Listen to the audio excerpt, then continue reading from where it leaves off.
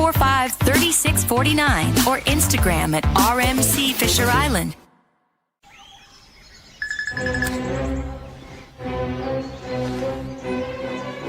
Oh, Sam, not again.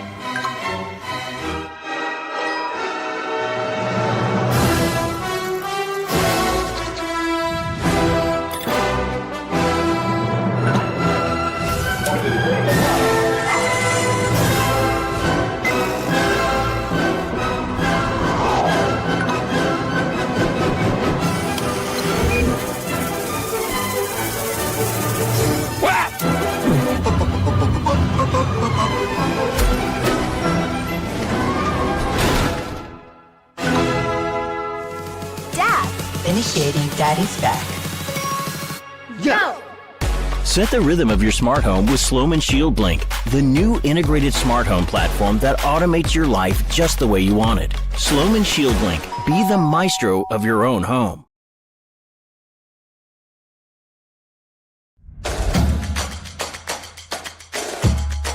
Welcome to Caneswear. New store, new items, same great experience. Family owned and operated since 2010, Caneswear has the latest merchandise from the Miami Hurricanes, Miami Dolphins, Florida Panthers, Inter Miami CF, and more. Come visit us at our store in Davie on University Drive, just south of 595, or online at caneswear.com. Caneswear, the spot Miami fans shop. The viewpoint statements or beliefs expressed on the following program by the host, guests, or callers are not necessarily the opinions of FantasyXS.com, Media Group Inc. ownership, management, sponsors, or website.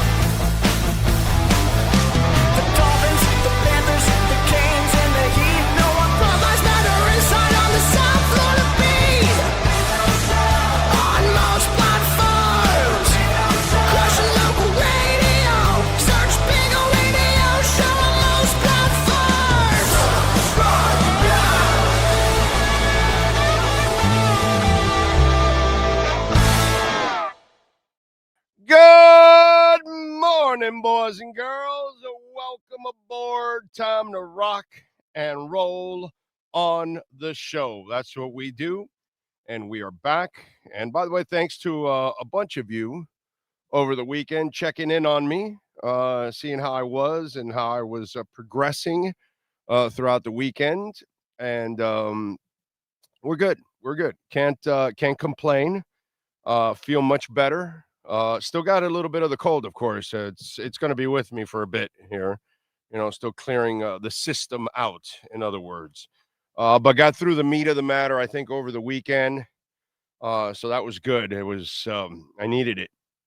I slept a lot, watched a lot of TV. Yesterday was, wow, man. It was great that the Dolphins didn't play because the Heat were so much fun to watch. And then Inter Miami, wow, dude, because I didn't feel confident about this game against Cincinnati. Cincinnati was the better team, and they were the more athletic team, the faster team. And wow, what a performance. Put it this way, I feel better about the finals, the conference finals, than I do the semifinals. I feel better about them against NYCFC than I did against Cincinnati. So that was really fun yesterday watching that. And then, I watched some football also at the same time. Enjoyed that. But it was a great weekend, man. Unfortunately, I had to. I was mostly sick all weekend. I feel pretty good actually. I gotta say, I was a good boy. I feed the cold. I was feeding the cold, and then sleeping as much as I can, and then just getting it out of my system, just unloading, bro. Not that you guys need the visuals of it or anything, or the play by play of it, but yeah, just kind of getting rid of it. So we're here. We're here. So we'll try to last as long as we can. I got to go to the doctor right after this. Yeah, yeah. Second time, man. I banged my elbow. See that ball now? Yeah, it was actually double that size the last time I had it drained. So I have to go get it drained again in Doral. Like this? Yeah, that's better. That's better? Like that? Yeah, that's better. There you go. See?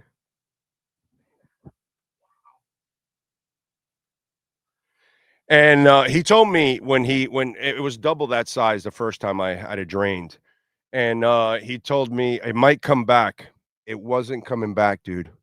And then I banged my elbow, and son of a buck, it started to come back, and I just banged my elbow on something, and I saw stars when I banged. I go, oh no, because it kind of felt like where he drained it, you know.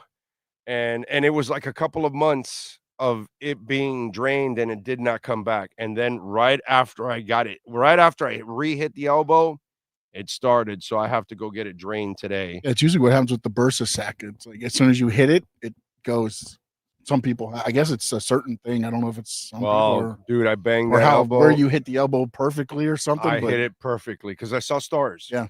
The second I hit it, I go, oh no, dude, is this gonna trigger the bursa sac?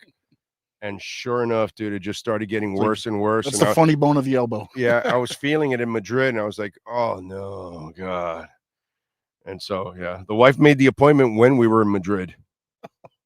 Oh, okay. So, That's how funny it is. I was wondering. I was like, that's a quick appointment, but I get okay. It was at the beginning of the week when we got there. It was like the second day that we got there. I was like, "Oh man, my bursa sac again," and there it is. And so I got to get that mother drained. I didn't notice it until you pointed it out.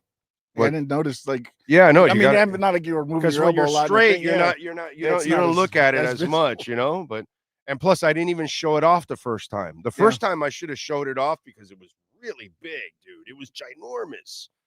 And then the guy just had to drained it all out. It didn't hurt that much, actually. The same dude thought I had fluid in my knee. Remember I told you about that? Yeah. And then he went into the knee and there was no fluid. But I saw stars.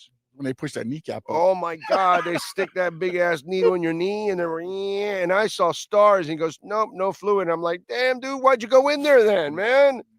But this time, there's fluid there. Yeah. No, there was probably fluid in your knee, just not enough to where they would have went in if they would have known how little bit they were going to get, because they usually wait to get a certain amount because they also know how painful that is. Crazy, dude. Crazy. Anyway.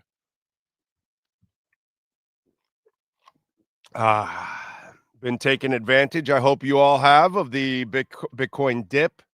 Went all the way to 80. And now, by the way, I don't know how many of you are checking it out, but it is bouncing a little bit. Oh, where is it at this morning right now? I haven't checked in a bit. Are we at 87, 88, 86, 86.8? So up a little bit. And normally I've had fun with all the writers that we've had on. I always ask them about Bitcoin. Do they have, and all of them say no, right? Except for Feronis, I think is the only one that has some, right? He says he says very little, but he's got some. So this morning I see Barry Jackson with a post. Thanks to my friend, I've been Bitcoin mining and I bought this truck and a great future ahead. And I see that and I retweet it. I go, wow, congratulations, Barry. Wow, you're Bitcoin mining. That's awesome. And then people come back at me and tell me, no, Barry got hacked. And so then obviously I erased the post because I don't want to promote that shit. And so apparently he got hacked by some whatever he must have done, unfortunately, poor guy. And he has no access now to his Twitter account. So I was disappointed because not only because I feel bad that he got hacked, because none of us want to get hacked, of course, but I was disappointed because he's really not a Bitcoin holder. So, it's just, it was a twofer. It was a twofer. Just slashed all your hopes and dreams for Bill. Yeah, I was hoping, there's some in the media here locally that have a brain. I'm just sorry if you're not on the Bitcoin bandwagon, loser. I can't help you, you know what I'm saying? But yeah, that's a shame. I wonder what happened, how he got hit by it. Now it says you can't even see any of the tweets. It's all protected. You have to follow in order to, and obviously if you start following that, you might open yourself up to even more, you know what I mean? So you definitely don't want to follow whatever's going on in Barry's account. You know what I'm saying? Because that's crazy, man. That is absolutely insane. So hopefully he gets his account back. I hope, he can reach out to, I'm sure the Herald is going to reach out on his behalf, right? They've got to. They've got to. I mean, and not only that, but I mean, the way Barry tweets, it's a media account. You know what I'm saying? It's not like, it's not like I don't think he's ever put, at least as long as I've been following him, the last 5, 6, whatever it is years, I've been following him as long as everybody else, but I don't think he's ever put anything personal on there at all. Never at all. That's why it was stupid of me to even fall for that, because it's like David J. Neal goes to me, Bitcoin, okay, with a question mark. Big truck, nah. Barry got hacked, and I you know what? And looking at Barry, there's no way Barry would get a big ass, what was it, like a Chevy or a Ford F-150 or some crap like that. There's no way Barry would drive that. And I gotta say, I don't think Barry's also a Bitcoiner, because he just looks very conservative. Yeah, he looks, and very, very conservative people are not risk takers. No, he actually stores his probably under the mattress still. Yeah, he's probably still a mattress, piggy bank, money market account type guy, and all that boring stuff that makes you no money and you don't really keep up with inflation, all that kind of silly stuff. Do you guys know that if you put up the S&P to Bitcoin over the last 5 years, you're under 84%?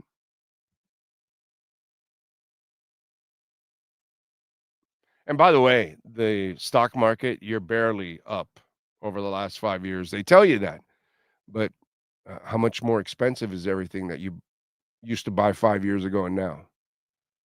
So all the money you gained, everything else is so expensive, you really didn't gain as much as you think you gained. So, whatever NVIDIA stock or Planeteer or whatever, you didn't gain really as much as you think you've gained, because everything's inflated by money, by dollars, by fake stuff. That's the difference. See, with Bitcoin, you end up buying more with less.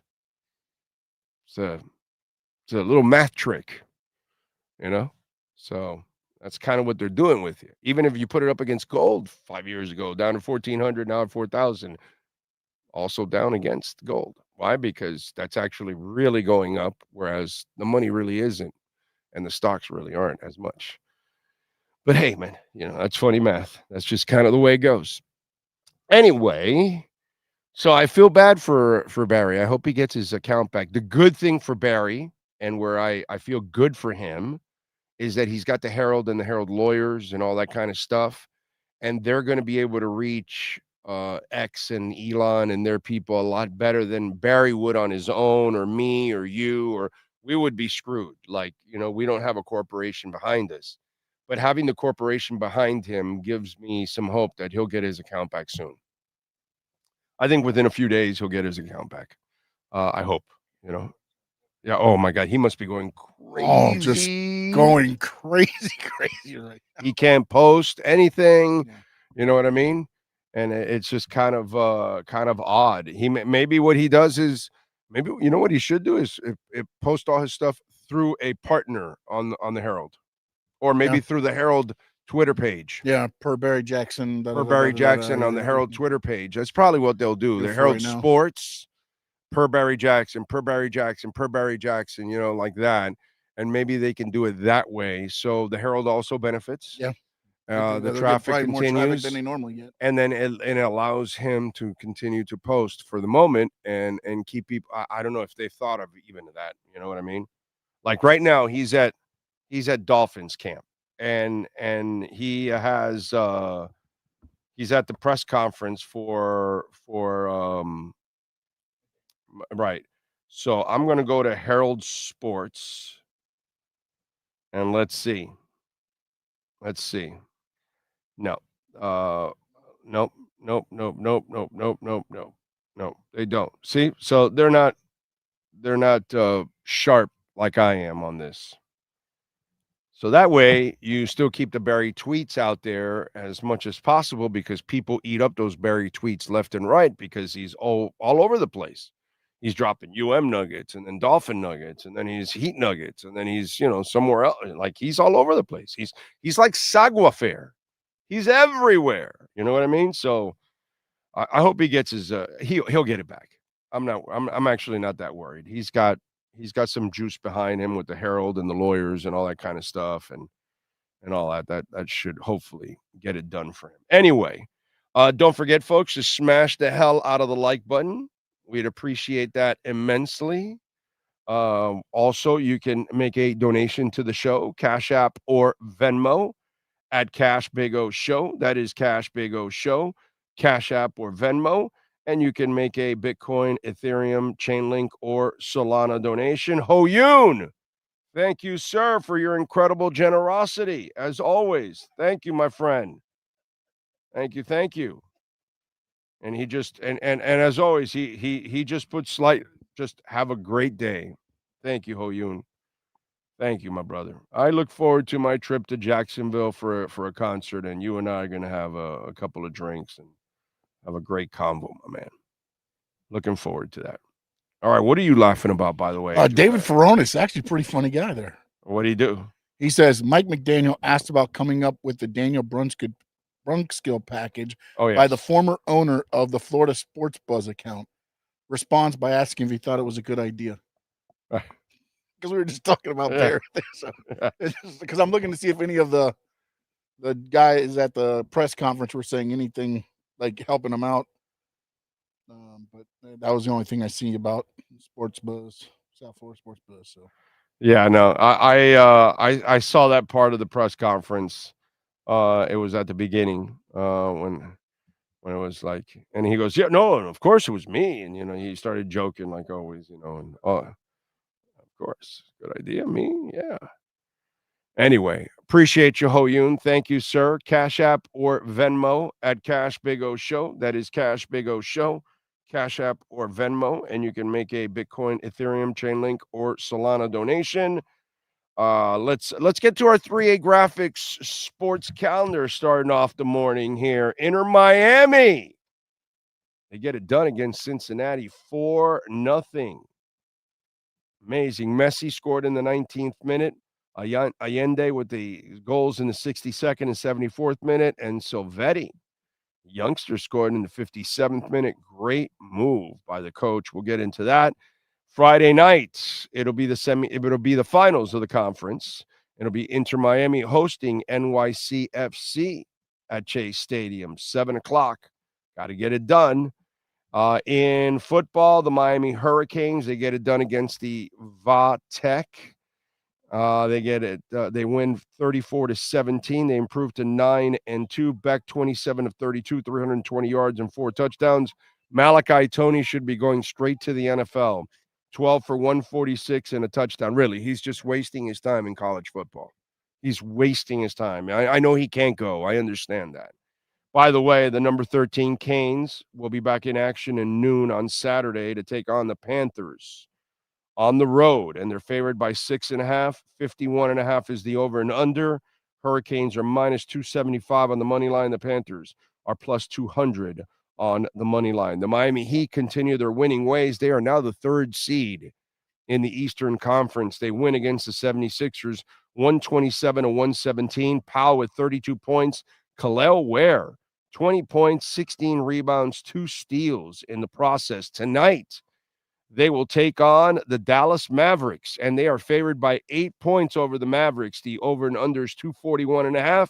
Dallas is plus 250 on the money line, but Miami is minus 325 on the money line. Also, in soccer, unfortunately, our Fort Lauderdale United, they fell to Sporting Club Jacksonville 2-0 Saturday, December 13th. They got a long break now till December 13th, and they'll be back, and they'll be taking on Jacksonville once again at 7:30. So it'll be a rematch in a couple of weeks. That is your 3A Graphics sports calendar. If you need custom printing and embroidery, please call Alan Blanco, 786-618-1443. One more note, the Dolphins open up favorite 5.5 points over the Saints, and the over and under is 41.5. Saints are plus 210 on the money line. The Dolphins are minus 260. Also, side notes there, no timetable on a return for James Daniels. Darren Waller's practice will pick up starting on Wednesday. Jason Sanders, no timetable for his return. Austin Jackson will start practicing on a more aggressive temperance, says the coach. So Austin Jackson could be playing this weekend. Who knows? And Liam Eichenberg has had setbacks, so not returning soon. That is now your 3A Graphics sports calendar. All right. Hey, just to touch base with some of our beloved Dolphin fans. I love you all. You know it. Even when I'm criticizing some of you. But for some of you Dolphin idiots out there, we do have a lot of Dolphin idiots out there, unfortunately. I love you all, but, when I'm stupid, I'm going to say I'm dumb, right? When you're stupid, I'm going to say you're stupid. So, still want Dan Marino or Jason Taylor or Zach Thomas to run the team? Just wondering. Any of that silliness still crossing your mind? How's Tom Brady doing with the Raiders? Second year in. How's he doing, bro? Did he hire the right head coach? Yeah, I'm going to say no. Did he sign the right quarterback in Geno Smith? Oof, not looking good. Okay, is Austin Genty a hell of a pick at number 5 overall and running back? Not turning out that way. You mean the 17 rushes for 40 yards yesterday wasn't impressive? Not impressive. Okay, wait a minute. Okay. They signed Chip Kelly for $6 million a year, the highest paid offensive coordinator in Genius the NFL. Move. This offseason. Genius move. They just fired him. What kind of a move was it? Was that another great move by Tom Brady? Genius move. You took him off the market. So wait a minute. Are you telling me Tom Brady is the Michael Jordan of football? It's turning out to be that way as well. Okay. He might get a NASCAR team next. But wait a minute. Isn't he a GOAT? I thought, because Jason Taylor's a great player. He'll be a great general manager. Yes, that's the way it equates. And Dan Marino. It always happens that way. He's a great player. He'll be a great general manager. Always works out for us and for the team. Okay. I'm just, I just want to check with you morons out there. Just want to check. Because 99% of the time, there are no Jerry Wests and Ozzie Newsomes out there. They're few and far between, dude. They're few and far between. It's so rare for Jerry West to exist on a normal basis or Ozzie Newsome. Most great players cannot be general managers. They can't even be head coaches. They're just not good enough. But, I just want to, since Tom Brady's the latest, and boy, he's the greatest, second year in, man, boy, those Raiders are really headed into a fantastic direction under Tom Brady. Yeah, boy. Oh, Harold should be so pumped up. Yeah. Harold is one of the guys over at Hialeah Park, and he's a monster Raiders fan, you know. Oh, we got Tom Brady. Yeah, Genty. Oh, yeah, Pete Carroll, man. Yeah. Do it for Depends. Yeah, that Tom Brady, boy. He's one hell of a general manager. Huh? Those Raiders are so much better since they hired Tom Brady, aren't they? Aren't they improving every day under Tom Brady? Because we know, you know, we also got the Dolphin fans now. Hire Chris Shula. I love that one too. A young coach who's been handed. He's got a great defense. But have you seen the talent on that defense? Have you seen the talent on that defense? And so, just out of curiosity, because Shula's kids weren't very good coaches either.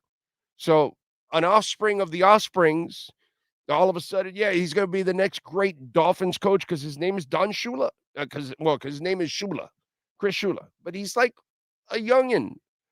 He hasn't even been in the league long enough. He's going to be able to build a staff. Yeah, let's hire him now so he can fail miserably right here.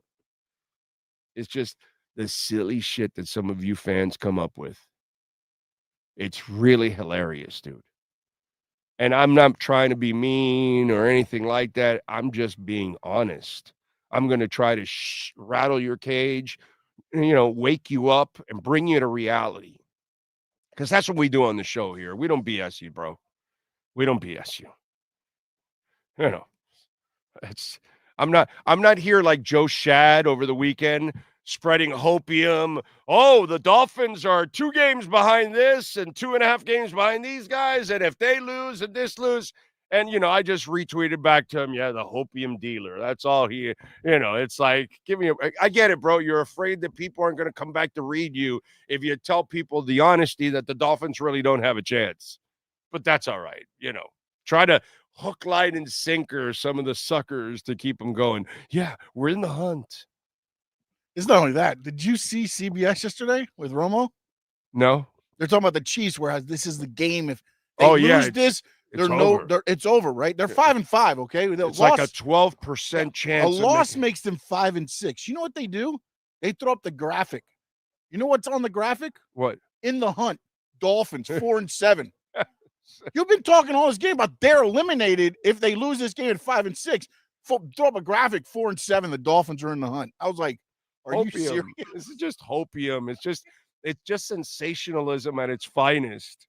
Like, even at 5-6, the Chiefs could still run the table. It's over for Mahomes and the Chiefs, but these Dolphins, they got a chance. They're in the hunt. It's like some silly stuff, man. It's hilarious, really. I got to say, it's hilarious. It's hilarious for some of you out there. Oh, my God.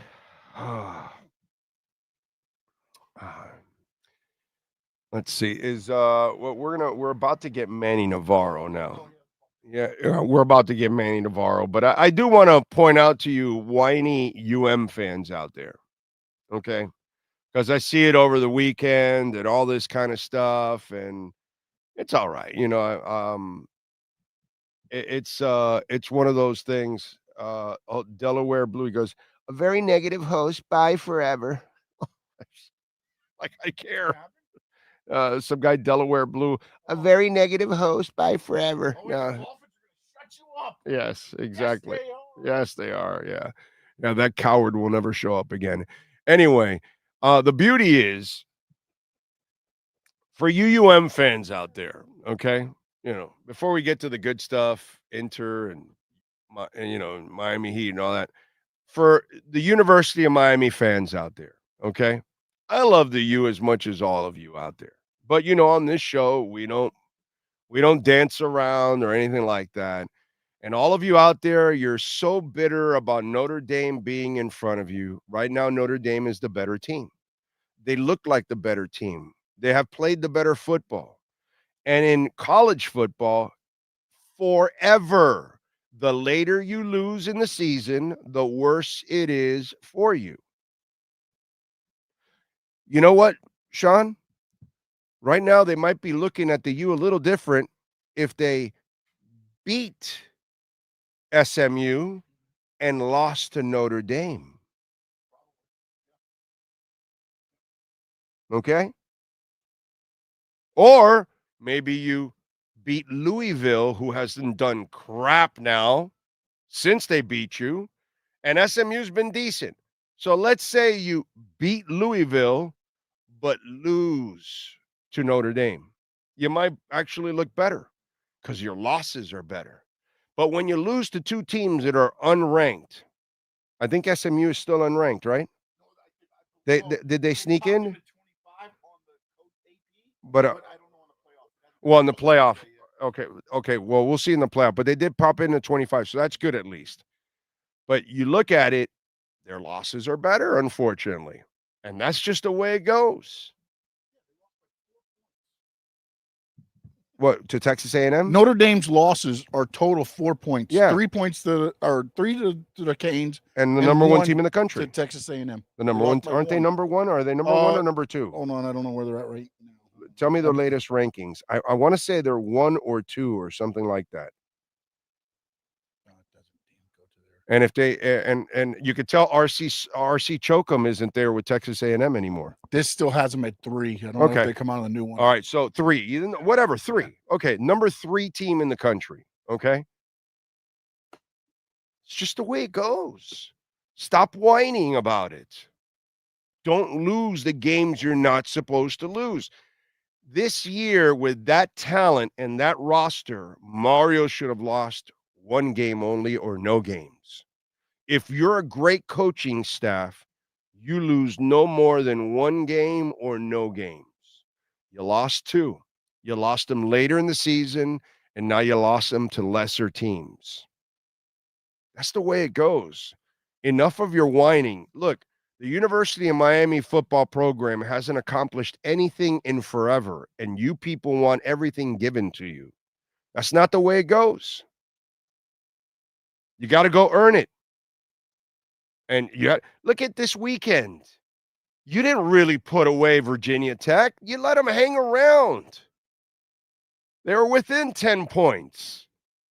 A score makes it all of a sudden, you make a mistake, and you could be in trouble. And you didn't put them away the way you should have put them away. And these are things that it's just the way people look at it. You didn't really, even though the game was never really in doubt, but it wasn't really put away. And that's where you end up failing as a team, as a program, as a coaching staff. And you know what? I put this more on the coaches than the players, because I've been watching the coaches constantly underachieve. We had a lot of the players last year that were here and some that weren't. Well, one of them was a Heisman Trophy candidate at quarterback, and you couldn't even get to the playoffs or the ACC championship game with Cam at quarterback. Now you've got a hell of a team, and you've lost 2 games that you shouldn't have lost. I'll give you 1 because that's what I had. I had the U this year at 11-1. I looked at that schedule and I said, okay, lose a game with that roster, lose a game because you're human, because you're normal, because you're kids. You're not an established program that's been winning, and now you got a loaded roster, and you should go 12-0. I'm not going to put you where I used to have the Canes in the 80s and the 90s when they would come back and say, oh, no, they got a shot at running the table. 1 game, but you lost 2. You lost 2. And Louisville's loss makes you look worse and worse every week. Didn't they lose this week to like Notre Dame, like 66 to like 10 or some crap like that? 70-7. You know. I mean, come on, dude. I'm sorry, but Notre Dame's coach, be honest. Who are you more impressed with as a head coach? The Notre Dame head coach or the Miami coach? Just be honest. Who is the more impressive coach right now out of the 2? It's not even close. That guy went far last year with no quarterback. The guy could barely pass the ball. Ian, whatever the hell his name was, Booker or whatever, mediocre passer. Like, we're running, and we're running, and you still can't stop it. So I'm sorry. It's you guys, a lot of you University of Miami fans, you're embarrassing. Seriously. You sound like a bunch of youngins that have never experienced championships and real championship teams. Or maybe you're just so young that you barely got a taste of 2001. And you don't really know, because there was a gap between 2001 and the other teams. But those of us that are old enough, we know what a great program looks like. UM's not there yet. We know exactly what a great program looks like. Not a flash by night in the pan where you just get good and then you disappear. No. When you're perennial, they're not there yet.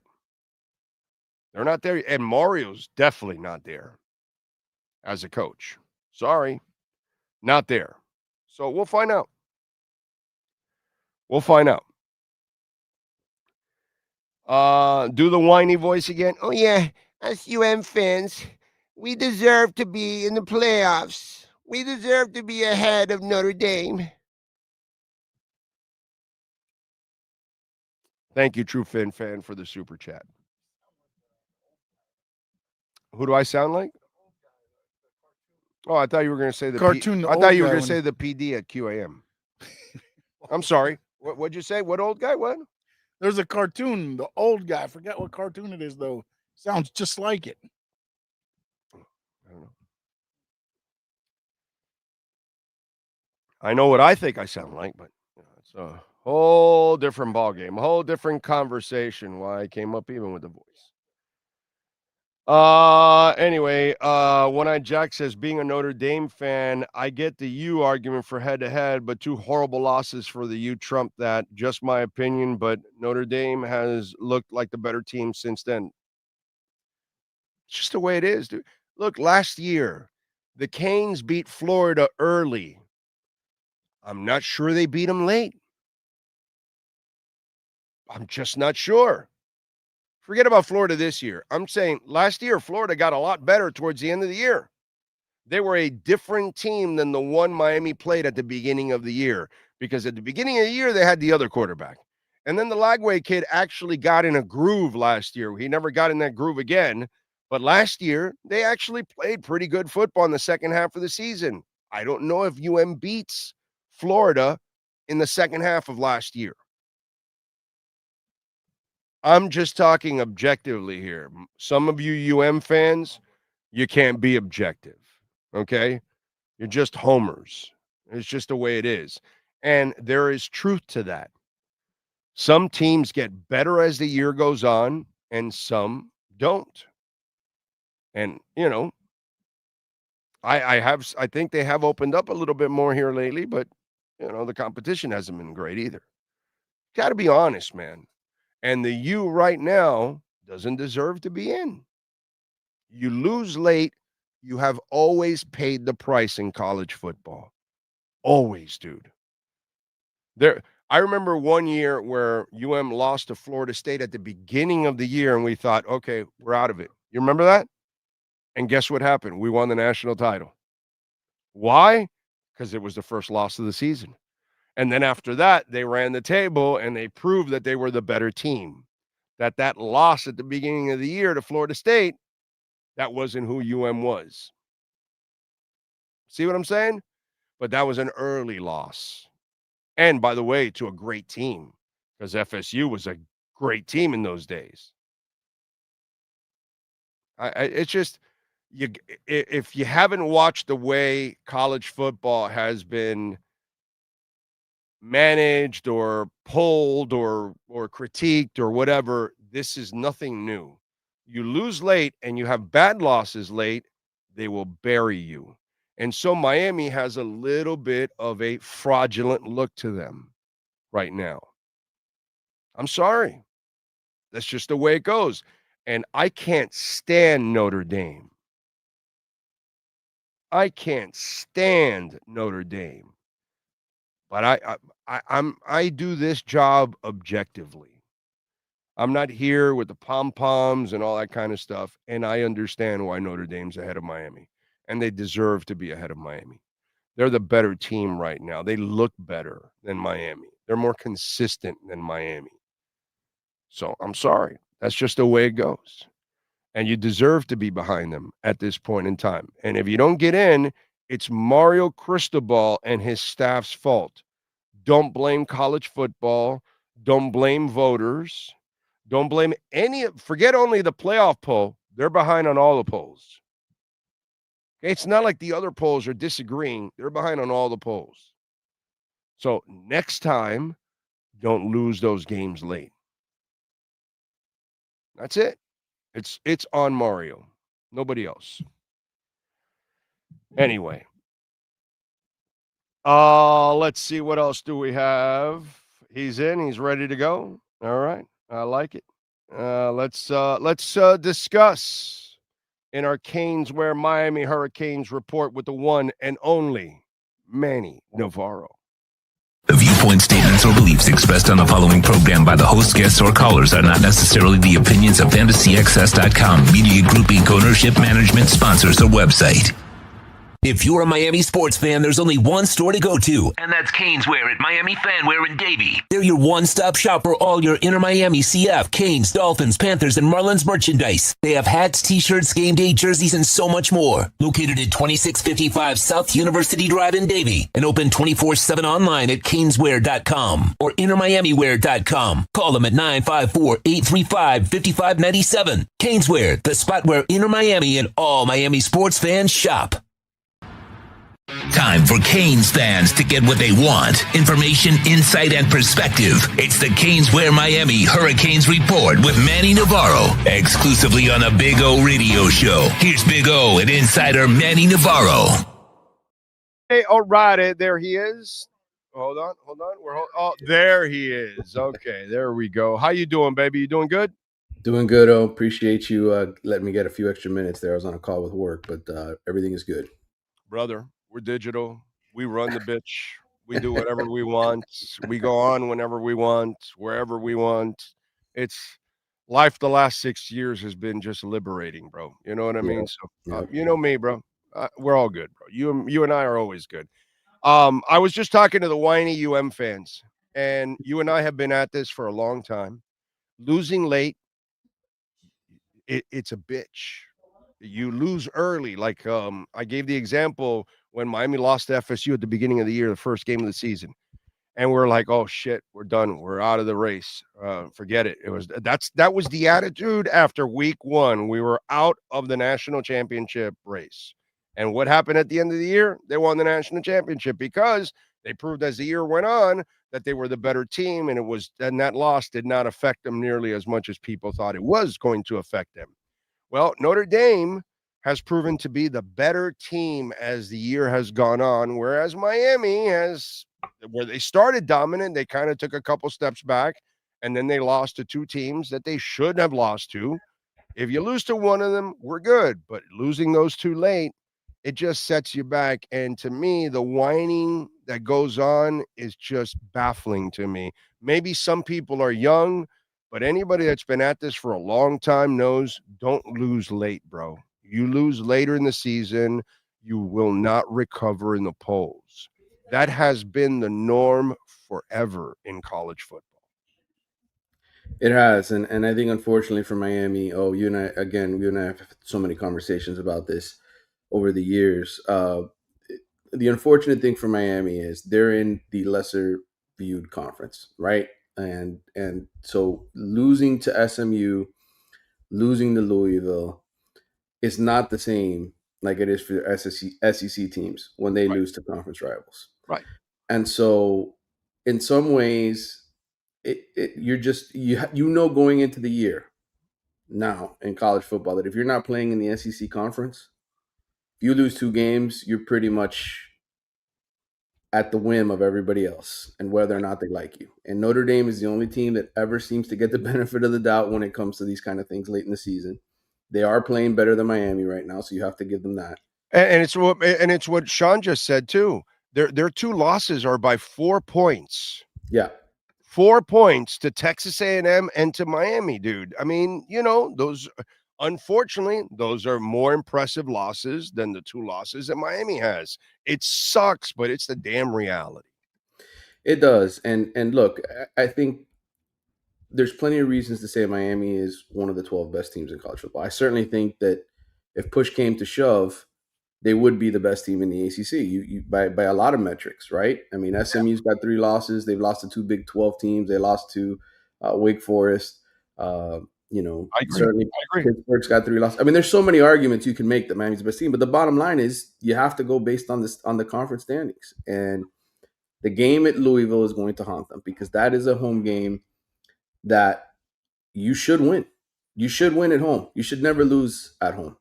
The SMU game, another game they should have won, certainly, but that's on the road, right? You're always going to end up dropping one, most likely than not. That I saw coming. The Louisville one just got out coached, got out schemed by a better coach, and that's what happened. Yeah, no, I'm with you. And you know what? The last couple of weeks, the offense has opened it up a little bit more and all that. Now the competition hasn't been, fantastic, but it's just at this point, and that's why look at this week. Let's not before we start. This is the other thing that before Canes fans should be bitching and all that. You should probably wait till the season's over because this game on Saturday is not a sure thing for the University of Miami. They could lose this game to Pittsburgh. This is going to be a lot harder than I think even Canes fans realize because they almost are making their argument and chalking it up like this is going to be a victory. And I'd be very nervous about this game on Saturday. Well, and you're banged up. Your defense is banged up. You just lost Jacoby Thomas that to is true. injury in that game. You're playing guys on the defensive line that are younger. David Blaze is supposed to be back. Mario loves going on and saying all these guys are healthy. Oh, he'll be back. And then you go and you play the game. CJ Daniels still hasn't played, and he's been healthy for 2 weeks. Right. Mark Fletcher just got back now, and he barely played against Virginia Tech. There's a bunch of dudes on defense that are banged up. This is the best offensive team you're going to face in the regular season right now if you're Miami. Yes, you beat Notre Dame. They've got Jeremiah Love. CJ Carr, that was his first start. Now you're getting a freshman in Mason Heinzel who's done it to everybody. Okay, he's played well pretty much every game he's been out there. And that offense hums. They know how to score points. And so let me ask you something. Mm-hmm. Does Miami beat Notre Dame now? Banged up like they are? No. Without Keontae Scott and Jacoby Thomas? I mean, if Virginia Tech, they can't pass the ball, yet they still ran on you 200 yards. Yep. Notre Dame can run the ball at this point in time. They might run 400 yards on you at this point in time. You know what I'm saying? Because Vatek had no threat of a passing game. You knew that the only thing they could do is put it on the ground, and they did for 200 yards on your ass. That's kind of scary. I got to tell you, that's kind of scary. A one-dimensional team still a one-dimensional bad team still ran on you, dude. Listen, the bottom line is this offense is okay. They're not great. They scored 34 points, and they needed a late touchdown pass to Malachi Toney to get to 34. That's fake. Let's be honest here. This is an average. This is what you should be doing if you have an elite defense. Well, now you don't have an elite defense anymore because you got a bunch of guys that are banged up. So, obviously, you can play these games at any point in the season. But right now, if Miami were to play Notre Dame would beat them because they're a healthier team and they're on a roll right now. That's why I have no problems with the polls. I have no problems with Miami being behind Notre Dame, as much as it sucks, as much as I don't want to see it, but it's just kind of the way it goes, right now. And so let's get into this game this week against Pittsburgh. What are you expecting from Miami? Because Pittsburgh played pretty well this week. Yeah, that, like I said, that offense has been humming. They didn't even have some of their best players on offense that have been banged up for them. And Georgia Tech's defense has not been good for a while now. So Miami's defense, even with some of the injuries, is better than what Georgia Tech is going to roll out there. But this is a road game. And as good as Carson Beck has been playing for the last few games since the SMU game, I'm sure Pat Narduzzi is going to have his team ready for Miami on Saturday. They're going to be ready to play them. They're going to have a good game plan. And so I mean, listen, this is a game I think goes down to the wire. And I think the only way Miami wins this game is if they win the turnover battle. They need to force some turnovers, get some extra possessions, and Carson Beck has to play clean football on the road. He did it last week at Virginia Tech, but this is a different challenge with Pittsburgh. So this right now, as I break it down on paper, I think it's anybody can win this game. I'm not confident Miami's going to win this game. Me neither. I'm definitely not confident that Miami is going to win this game. Malachi Toney, brother, he's wasting his time the next 2 years in college football. That guy should be moving on to the NFL right away. I mean, I know it can't happen. It'll never happen. I know he has to play 3 years, but the maturity, the way that kid plays, the way he carries himself so perfectly. I mean, I don't know how you could draw up a better human being, a better athlete, a better football player than that kid, man. And for him to be a freshman and just be barely 18 years old and to be the end all be all of this offense when it's really all said and done, dude, I can't say more good things about Malachi Toney, bro. I mean, wow, We've seen some really good freshmen come in and make impacts throughout college football over the years, but this guy quite literally is putting the offense on his back, right? I mean, teams know about him now. They are game planning for him. They're trying their best to take him out of it, and he's still finding a way to make an impact on every play because you need to know where he is. So to me, I start looking ahead to next year. Obviously, we don't know who's going to be quarterback for Miami next year. I'm sure they're going to spend a lot of money on whoever it is. And I'm sure there's going to be a couple quarterbacks going, no, I want to go there. I want to play with that kid, dude. Right. Plus the offensive line, which Beck, you better play well, dude. You have time to smoke cigars back there. I mean, give me a break. What quarterback doesn't want to play here? Yeah, for sure. And look, Malachi, to me, I tweeted this out during the game on Saturday. He's going to be one of the Heisman favorites going into next year, without question. People are going to be talking about him because he doesn't just do it catching the ball. He does it on the handoffs. He does it with the passing. How many guys in college football are doing all the things Malachi Toney does for an offense? And he's handling punts, right? I mean, he probably should have had a punt return for a touchdown against Louisville if they didn't blow that whistle early. So he's like he's the Ray Lewis on offense. You know, he's like when Ray took over, when he came in and he was a youngin. It just reminds me of just a complete freak. Right. And I feel bad for him now. I really do, because he's going to take a beating for the next 2 more years, and he's NFL caliber already, dude. Yeah. Which is crazy, man. That I'm so impressed by Malachi Toney. And then you listen to him talk, and then you listen to his intelligence on top of all of that for being so young. He knows when reporters are trying to bait him into anything, and he doesn't fall for it. He carries himself with a level of professionalism. God, I cannot. He's one of the players that I've been most impressed with, and I'm an old man. And that guy, yeah, dude, in college football for the University of Miami, he is one of the most impressive young people I have ever seen in my entire life, dude. Really? Well, I think the unfortunate thing for Malachi is his size. And you said you mentioned him getting a beating. Miami really has to do a good job. And I think they have. I like their team for next season. I don't even know who their quarterback is going to be. I think Mario's done an excellent job recruiting and developing guys, other young guys around him. You look at Dalen Upshaw, who made a heck of a play for another week in a row. You got the big kid on the outside, Moore. They got 2 huge receivers in this next recruiting class. So I think as long as he's surrounded by some other guys who can take some physical punishment and they use him just sort of as a specialized weapon, they can keep him healthy and upright. But if they got to throw the ball to him 12 times a game and then have him, hand it off to him 4 times a game, and then, then you're probably overusing him. So I think usage rate is going to be important for Malachi Toney going forward, assuming he's here at Miami. By the way, Pringle's worked his way in there, right? And it looks like the other kid's out, unfortunately.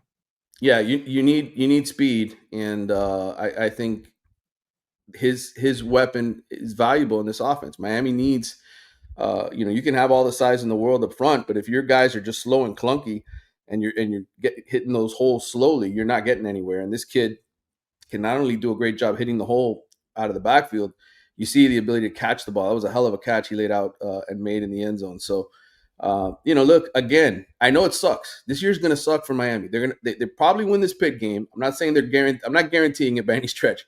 They probably win this pit game, finish 10-2, miss the playoff, and you're like, Jesus Christ, this thing, like 2 years in a row, you're right there and you can't get the job done.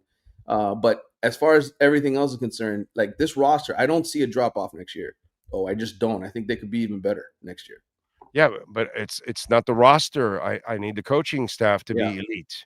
That's what I need, the coaching staff. You can keep having talent, and you could keep having all the resources, but you can't keep having the brain farts on the field. And that is my real problem with Mario and his staff. I need him to you had a Heisman Trophy candidate last year at quarterback, and you couldn't even get into the playoffs or the ACC championship game. And now, again, your team's even better than it was last year. Maybe the quarterback isn't, but the team is. And yet you're still not in the ACC championship game or in the playoffs. And you've had the best resources that any coach has ever had. Hasta cuando? You got to turn the corner. You know what I'm saying? And Absolutely. That's where we need to see Mario turn the corner and get this damn team into the playoffs and start making an impact in the playoffs. Absolutely. You can't, there's no other way to put it. You need the results. And look, people are going to continue to support Mario financially. He's got that long-term contract. I know people are like, oh, well, what if he doesn't win this year? Dude, he signed a long-term contract. Look at everybody else in college. First of all, look at everybody else in college football. Look at Florida State. They made that huge contract to Norvell, and now they're stuck with him because they don't want to pay him to go away. Florida, 3 wins this season. They're completely imploded. Clemson is going through a terrible season. Virginia Tech, all of the rivals, all the people that you compete against right now are down. Mario needs to cash in his chips, bro. They need to win some games here and get in the playoff and make something of this because everybody else is down. You and I have talked about this. It's another 2 years. It's after year 6, if we're still in the same rut of no ACC, no playoffs. After year 6, since it's an 8-year deal, then okay, maybe you start thinking about that's the out there at this point. So I think he has 2 more years of you got to get into the playoffs and start doing something. And if you don't, then I think the administration can think of something in the last 2 years of it. At that point, that's when I think the hot seat gets really hot for him. But at this point, there's no change, bro. They're not swallowing 4 years of a deal. That's not going to happen. Maybe 1 or 2 of the, yes, I can see that. So the window will start in year 6, after year 6 is done, if we're in the same rut that we've been in here the last 2 years. I think it's inevitable they're going to win a conference championship in the next year. Better. I just listen, the talent gap, in all honesty, it's just getting wider and wider. Like I'm telling you, because of all their rivals struggling the way that they are. And this next recruiting class is going to be excellent. It'll be the 4th year in a row they signed the number 1 class in the ACC and by a wide margin. It's like it's not even close. So at some point it's going to happen. It's just frustrating that it hasn't happened yet because they've had so many golden opportunities and blown it. Yeah, but again, you can have the talent, but if the coaching doesn't know how to put the people in the place, that's where maybe they learned their lesson this year. Maybe Mario realizes, hey, I can't try to win this like an NFL coach. Where I'm slowing pace down. I got to go out there and let my players play and be aggressive and run trick plays and do whatever's necessary to light up the scoreboard. Look at Spo. Look at Spo. No stars. And he goes, no, we're going to run a different offense here. We're going to run an offense that we're going to shoot every 4 seconds. And, and he figured it out. He figured out the math that he needs in order to get it done. And that's why great coaching makes all the difference in the world, dude. Always. For sure. Always. All right. What else you got going on in the Athletics so folks can check you out? Well, FIU, that other team in the city. They're going bowling, and I caught up with Jose Jefferson, their general manager, the first general manager in FIU history. Interesting story of his background and where he began more than 20 years ago. He was Kurt Warner's teammate in the Arena Football League and got into the NFL circles with the Packers and the Vikings and coached at the arena level for many, many years, high school level, college. He's been at all 3 levels, and now he's having a lot of success and It was good to sort of catch up with him and get his story about how FIU is doing it, because, brother, talk about challenges. Those guys don't even have $1 million budget they're running. Everybody else in college football, the Power 4 teams, over $20 million in revenue share, and they're struggling to put a roster together, but yet they're doing things that haven't been done at FIU in a while. They're winning games and becoming bowl eligible. So good for them, bro. Pause up. It's good to see FIU have some success, man. It would be nice for them to kind of cross that threshold and start having constant success and going to bowl games. They've got a chance to pick up some talent here, man, in their backyard, and they could actually be like a beast in a little East, wherever. What's their? Are they in the American Conference? They're in the Conference They're in Conference USA right now. Conference USA. That's it. Right. Yeah, so they could do some damage there, bro. If they can steal a couple kids here in South Florida, a couple 3-stars and stuff like that, they could start doing some damage, bro. And bringing the kids back home, the ones that sit on the bench in other places, and then all of a sudden they come here and they play well, and then they get paid to go somewhere else. That's part of the deal. That's part of the interesting part of that story is, they're sort of a rehab center. They help these kids become stars, and then they leave to go play somewhere else. And every year they start that cycle over. So that's why I think that story is so interesting of what it's like to be the middleman in college football and basically develop guys, have them become stars, and then they leave to go get paid. But that's good for you, because then the next guy who wants to do that wants to come do that with you. So, Dali. Yep. That's what we're supposed to say since Pit Bulls, Hey, listen, we're old enough, bro. We saw Cindy Russo for many years doing women's basketball at FIU, what no one ever thought, and they never did it again. That woman, how many 20-win seasons that I made you look up back in those days? She had a crap ton of 20-win seasons over there. She was recruiting ladies from the Eastern Bloc of the world and stuff like that. It was like amazing. She would find people in Russia and Lithuania and all that kind of stuff and bring the ladies over here, and she would have one of the better basketball. Danny Price did it for a while. Mario for a short time was able to make a little bit of an impact. It's possible to have some success at FIU. It's just you got to find the right person that has that magic, man. What was it? She guided them to 22 consecutive winning seasons, 18 of them 20-plus victories. That was Cindy. Yeah. Like, people don't remember, like, you and I have been around, so we know about all this shit, but people don't realize how, like, Cindy Russo was a beast at FIU, bro, like a monster. It's possible. You can do it, bro. You can do it at FIU. So as long as you use this base, South Florida, the way that you should, there's no reason you can't win at a place. And they have damn good resources now at FIU, bro. They have the money, they have the power. That place looks like a downtown now compared to when my wife started going to school there, 40 years ago or whatever it was. She's 33 in teaching. So it was 34 to 37 years ago she was there, and there was just like 3 buildings. Yeah. And now it's a metropolis, bro. Unbelievable. It really is. So it's crazy. All right, man. Follow him on Twitter and Manny_Navarro, and catch his work there at The Athletic. Appreciate you, my brother. We'll catch up later in the week. All right, man. Talk soon. You got it. There you go. Manny Navarro, as always. And we are here at Caneswear, baby. Don't forget to use our code BIG010. You will get 10% off. You got anything and everything with the Canes logo on it out here. You got Panthers gear. Come on, baby. Panthers are turning up. How about the Heat? The Heat are the number 3 seed in the conference. Let's say country. In the conference. Inter Miami is in the conference finals. You got to get your Inter Miami gear, man. We got the conference finals here on Friday night. And if they win there, they're going to go to the MLS finals. You got to be sporting, something Inter Miami, sporting something from the Miami Heat, the Florida Panthers, where, we love our Canes, we love our Dolphins. They're not where those other teams are right now, but you can still sport the colors from the teams that you love here locally at Caneswear. And by the way, online, if you order over $99, you will get free shipping. Caneswear.com. Welcome to Caneswear. New store, new items, same great experience.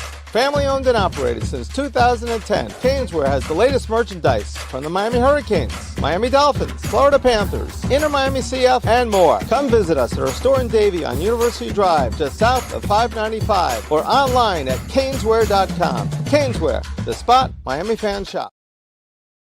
All right.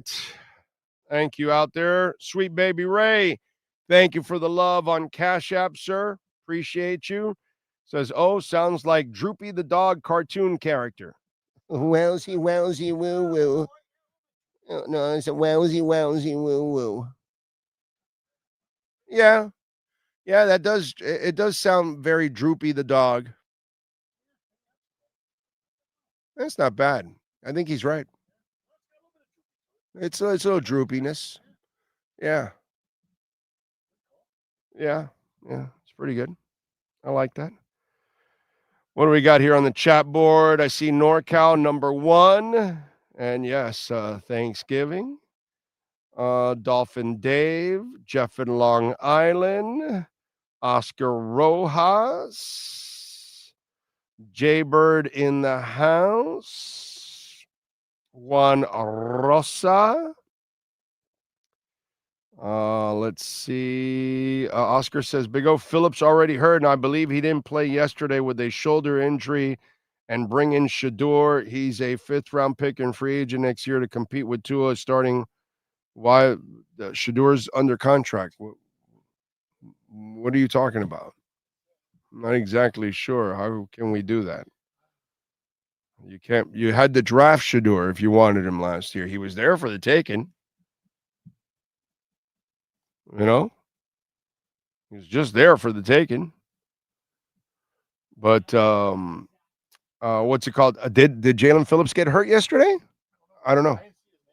You know what? I kind of tuned off that game, and then the Cowboys came back and won the game. Cause I mean, it's like I don't really have a lot of respect for the Cowboys. You know what I'm saying? But I thought the Eagles would hang on, and then I got to admit I completely left that game, and they came back and won. I was like shocked, absolutely shocked. On Shador, I'm really happy that he played decent yesterday. He had a nice game. It's a tough situation to win in Cleveland. It's a really tough team, a bad franchise, and all that kind of stuff. But he played well. Did all right, man. He deserves to continue to start.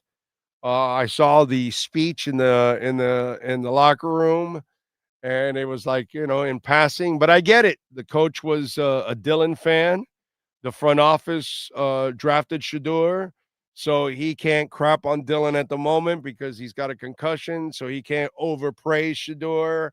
And you also want to keep Shador humbled because he's not really a kid that is humbled. He's a kid that's very cocky and confident, which I don't have a problem with that. Most athletes are cocky and confident, and I kind of want my athletes to be cocky and confident anyways. So there's a lot of dynamics and politics being played there, but Shador deserves to get another start. That the rollout that he had and found Isaiah Bond about 40 yards downfield, that was a really nice play, man. It was a really nice play. He made some good throws. The interception he threw was bad. He forced it in there, and there was no reason for him to force that ball in there. Bad decision, but I mean, that's going to happen. That's quarterbacks are going to make good decisions. Have you watched Mahomes play the last couple of weeks? He's played horrible, dude. Horrible. You know what I mean? And yesterday he was able to turn it on in the fourth quarter and kind of willed his team. But he had not been playing well. And it's just even great quarterbacks can get into a little bit of a funk. It's hard for some of you to understand that sometimes because you only look at your own quarterback, and if your own quarterback, you think he's not great yet or whatever, and whatever problems he may have, you magnify it more when shit like that happens all over the place. It's just it's good to see Shador play well. It's a bad situation because it's Cleveland, but we'll see how everything works out. The owner didn't want him. He spoke about it. It's like we end up finding out about these kind of situations. Like, how's it fair to Shador? that he gets drafted to a team that the owner didn't want him. Tua gets drafted to a team that the head coach didn't want him. And this is just not a productive thing, dude. It's just not productive. And what's even worse is that you're making it public. You shouldn't even make it available, any kind of information to anybody, not even to the player himself, even if you didn't believe in him.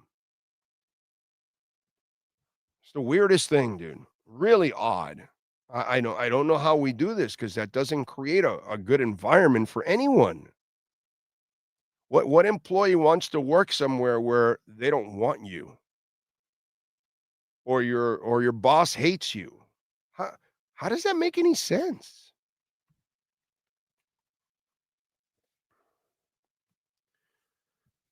I'm telling you, man. It's kind of odd what's going on. Anyway. All right, Lenny Pena, buenos dias to you, sir. Alexis Palenzuela, TJ Superman, Brian Radke, Kosa. Let's see. One-Eyed Jack. Got to take my 12-year-old wiener dog to the vet today. She's been coughing and wheezing all weekend. Well, I hope she's all right, dude. We love our dogs, man. What else? Fernando Perez, good morning to you. Jamie Zorria out in San Jose. Horn Dog enjoying his Monday. Says, salute to the Dolphins for not ruining my birthday yesterday. Looks like the Canes ain't getting no help. The Canes need to help themselves. And happy late birthday to you, Horn Dog. True Fin fan farted again, he says. Brett Dodger is in the house. Skylar Tipton. Let's see. John Padilla checking in from San Francisco. Big O, did you make some money on Senders? Sanders. Oh, Sanders. For Sanders for what? What are we talking about?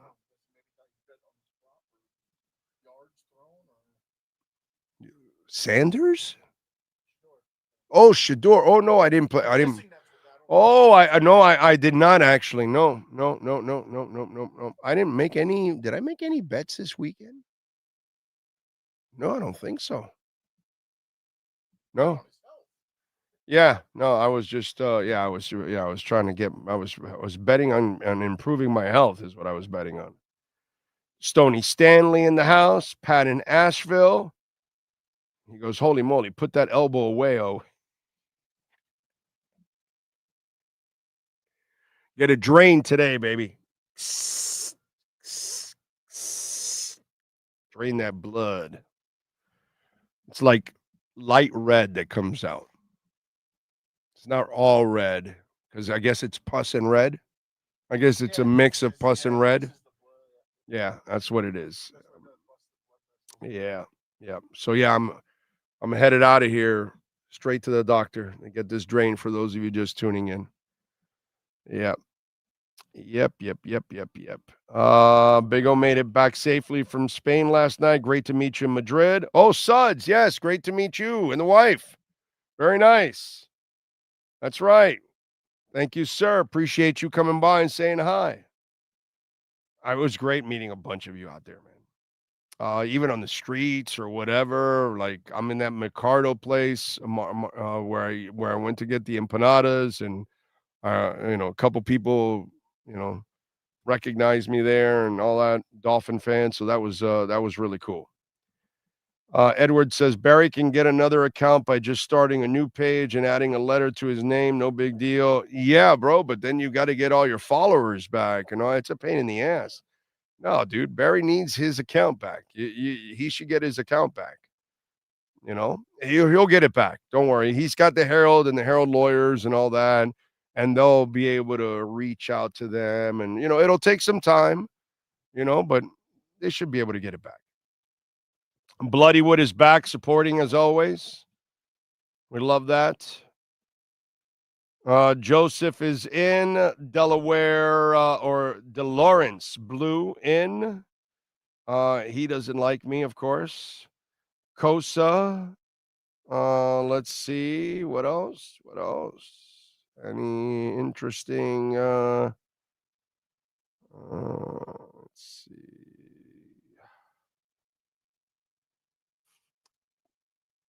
Pipe Man Slim, JP Morgan giving us a good dip. Bye. Yeah, and people are also canceling their JP Morgan. They're going after Jamie Dimon for, dumping 25% of their Bitcoin stock with strategy. So a lot of people are dumping their accounts, and they should. Jamie Dimon deserves to get roasted. He's a dirty dude, bro.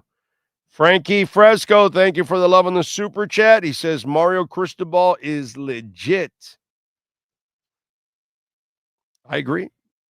Legitly mediocre. That's for sure. Big O, the best great former player turned owner GM is Michael Jeffrey Jordan.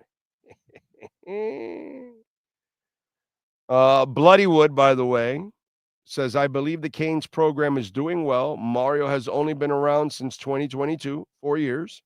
He has improved the Miami defense. Whether they make the playoffs or not, Miami will win a bowl game. Yeah, but I mean, it would be nice to win any bowl game because they can't win any bowl game. But they are going to go to a mediocre bowl game, and that's not going to turn people on. You know what I mean? Yeah, some Pop-Tart Bowl or something like that. And people are just not going to be happy with that, man. That's the thing. With the resources that Mario has, he has failed. Sweet Baby Ray says, if they play Notre Dame game today, I don't feel confident the Canes would win. It's all about when you play certain teams in college football. He gets it. Eric says, how is Texas behind Oklahoma when they clobbered them on a neutral field? I have to look at their records and their losses. That's probably why it explains it. What else do we have here? Ocala Joe, morning to you, sir. Face it, Super Mario is just like McDumbass, except at the college level. He does have those moments. It's we're more FSU. Right? We got the coach, and you don't want to get rid of him, and we're just going to keep him around for some reason. Yeah. He shows he's not doing it. I mean, the Norvell thing was kind of odd. We'll keep him around. Yeah. He might pick it up next year. Got it. How many years does he have left on his deal? That's probably what it is. Yeah, that I don't know the money into it, but it just, when I saw that, I was like, hey, there we are. That's our college. Because they bought off the other guy. Yeah. Isn't it the guy that's at FIU? Was it Simmons? Was it Willie Simmons, or was it somebody that was there really short? Taggart? Willie Taggart? Willie Taggart, that's it. Yeah. I got my Willies. Yeah, he went to South Florida, I believe. Okay, I got. Yeah. I confused my Willies. Yeah. You gotta watch that. Yeah, you don't want to confuse your Willies. Never want to do that. Make sure you know which is your Willie. Let's see. Kevin says, Big O, I think Miami will draft a QB next year in the second or third round. Next QB class is good, not great. Only Mendoza worth a first round pick. And drafting a quarterback means what? What does that mean? Does that mean that you're done? You've been saved? Because that's kind of the whole thing. Like, do they have an owner? Do they have like a real general manager? Do they have a great coach? Super bound. Do they know how to do they know how to develop quarterbacks? Do they know how to complement any of their quarterbacks? The answer is no to all of that. So who gives a shit what they draft? To be quite honest, who cares? Until they actually prove that they can build a competent football establishment, we're talking about the whole thing, top to bottom. Who cares what they draft? It doesn't really matter. We had Marino here and we screwed it up. Completely screwed it up. So I'm not sure what's the excitement about drafting another quarterback? If you don't have the people around it, quarterback's not going anywhere. Yes. And it goes along with what you're saying about having people around them. But how many quarterbacks go from college and get to the NFL and you're like, great pick? Right. Very few. Questioning. Very few. And if you don't, and if the quarterback doesn't have the people around him, it doesn't really matter anyways, dude. You know? So thank you, Ray. Appreciate it. A friend of mine gave me this shirt. Very nice. Let's see, what else do we have? Big O, Trevor gave the game away 3 times, but Cards couldn't capitalize. Nothing went well for Finns except Steelers losing it. I'm on hopium already. Yeah, I don't worry about any of that stuff, dude. I don't really give a crap about that. By the way, let me ask you something. What are you all praying for? Things to roll your way for the Dolphins to get in the playoffs, to do what? To like embarrass themselves? I'm sorry. Like, what are we thinking here? You're actually thinking that the Dolphins have a chance to make the playoffs and win games? Come on, man. You know, whatever. I'm not like last. By the way, I got ripped by several people because I enjoyed the fact that Buffalo ended up losing. You know why? Because we're Dolphin fans. We were supposed to hope that Houston loses.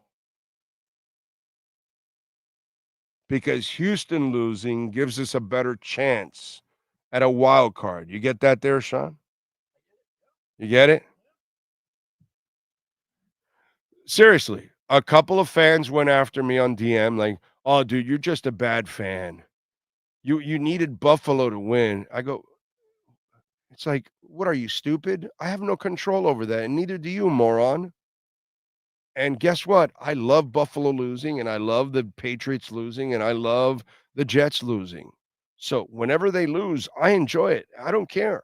I'm not the Dolphins need to help themselves. The Canes need to help themselves. If you're in the point where you're waiting for help, then you're in the loser's role. Yeah, I'm not interested in that. So when the Dolphins can make it on their own, or the Canes, then we're good. But I'm not going to sit here and hope and pray for something else that I have no control over, which is stupid. It's ridiculous stuff, dude. Like, some of you really need to grow the hell up. Yes. To show how much this is really controlled by like the media and the TV. CBS yesterday put up a graphic. Do you know which teams they added to this graphic?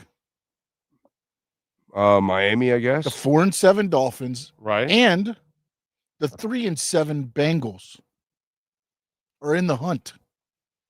They meet up on Sunday Night Football, December 21st. So I guess that game might not get flexed, and they'll both be in the hunt.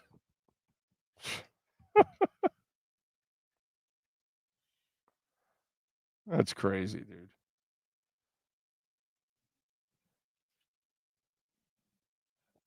That's what's that?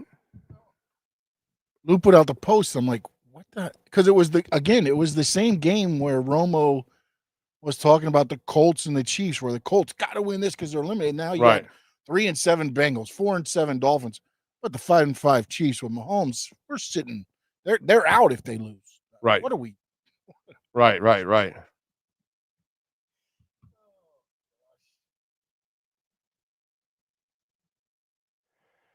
All right. What else do we have going on here? Don't forget, folks, Welton Rayom are proud sponsors of our program, and we love talking about Jeff Welton, Daniel Rayom, the best in the business. Whether it's been storm issues that we've had listeners on the West Coast, here on the East Coast, and Central Florida, they have called Welton Rayom. Car accidents, truck accidents, they've called Jeff and Dan. The consultation is completely free. So you can explain your situation, and then they can, attack it. And I tell you, with us, we had some kids go through the wall of our house, and we had to call, they had Progressive. and Progressive wasn't being very cooperative. And insurance companies love to collect premiums, but then when they got to pay, it's a whole different ballgame. So these guys brought Progressive to their knees.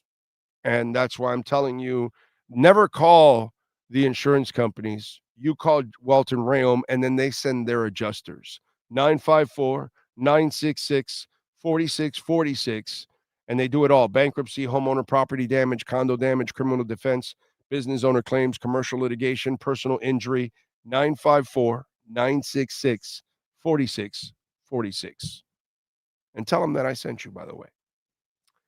By the way, you got some cigars out there? Because Inter Miami came up with a big 4-0 win against Cincinnati in the semifinals of the conference, representing South Florida very well. Give them a victory cigar. The Miami Heat. I don't know how they're doing it, but Eric Spoelstra is the best coach on the planet, greatest coach in South Florida history. He proves it to us all the time. His team's 11-6 after last night's win. They've got the number 3 seed. It's really early in the season, but I don't care. This is a team that I looked at their talent and I said, okay, they're fighting for a play. If they're in the play-in, they've had a good year. If they can do this, Eric Spoelstra, you need a statue from Eric Spoelstra already outside the building. But we don't need to wait for this man to retire. And by the way, put him in the Hall of Fame already, too. We don't need to wait for him to retire either. Powell with 32 points, amazing. Give them a victory cigar.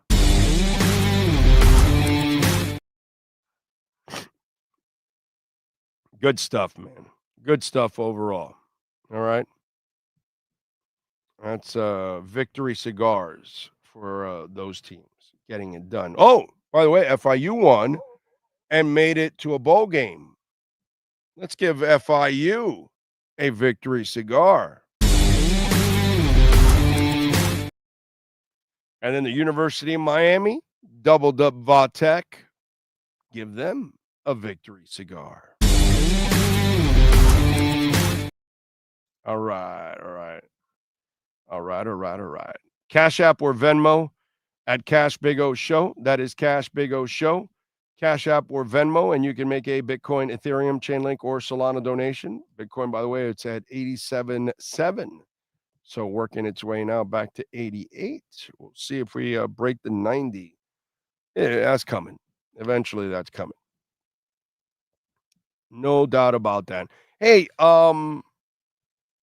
who's the number 1 team in the country? Not country. Who's the number 1 team in the NFL right now?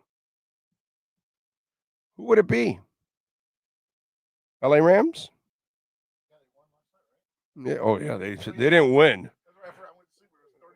They kicked the Bucs' ass. Okay. Is there a quarterback running all over the place?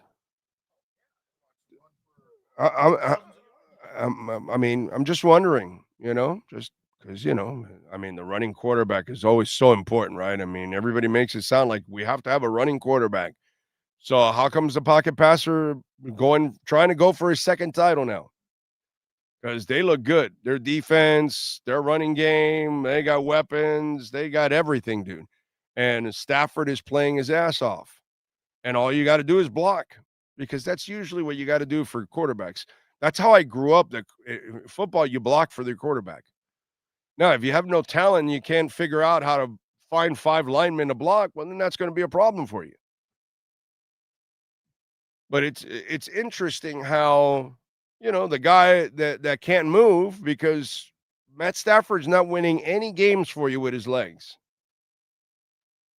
But I know everybody, I've got to have the mobile quarterback. Well, yeah, but I want a mobile quarterback.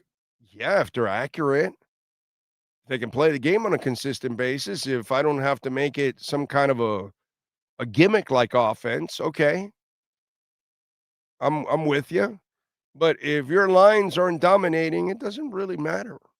And guess what happens with the lines for the Rams? They're getting offensive line help. They're getting defensive line help.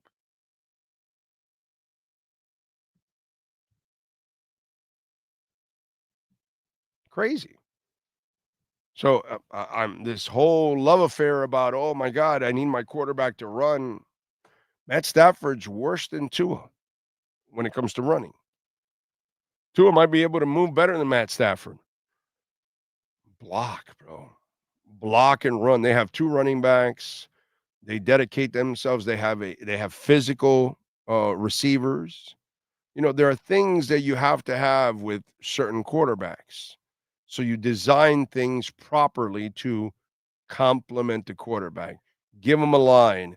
Dedicate yourself to the running game. Have multiple backs. Have physical receivers. But we have a head coach that has gone with midget receivers, a finesse offense, with a quarterback that is not built for that. A quarterback like Tua is built to be on the Rams. It's built to be on Philadelphia.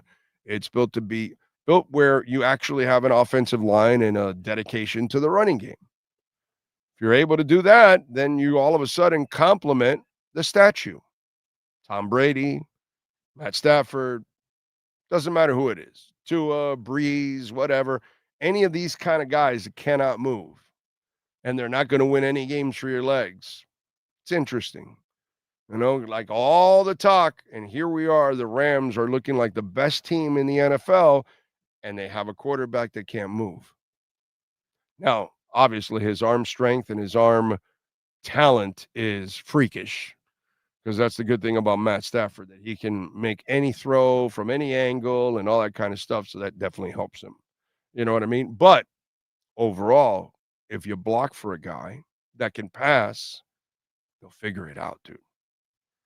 Unfortunately, we have a line that blocks for 2 seconds, and that doesn't really get you an opportunity.